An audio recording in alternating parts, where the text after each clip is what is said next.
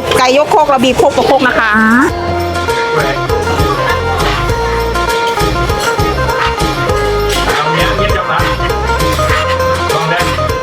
ปูน้าดอง3 ตัวปูน้าตัวสีดำๆแล้วก็ข้าวด้วย จ้าไปเลยค่ะ กับแพง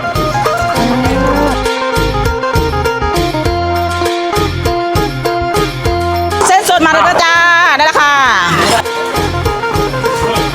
มือนี้ยายน้อยสิมาบอกข่าวดีชาวกรุงเทพด้วยจ้าที่อยากกินอาหารอีสานตอนนี้ยายน้อยกำลังหาพื้นที่ที่ขยายสาขาจ้าแถวฟิวเจอร์ปาร์ครังสิตปทุมจ้าและการแถบแจ้งวัฒนานนทบุรีลูกค้าคนใดที่อยู่แถวนั้นพอดีอยากแซ่บอยากนัวไก่ยกโคกยายน้อยฝากติดต่อมาเด้อจ้า